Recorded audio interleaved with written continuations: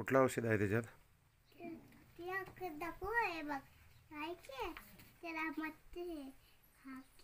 तू doctor आहेस? तूच करणार मला? डॉक्टर आहेस? कुठलं औषध लिहिलं त्याच्यात बघून सांग मला. किती खायचं गोळ्या? किती खाऊ? एक का दोन? एक खावा.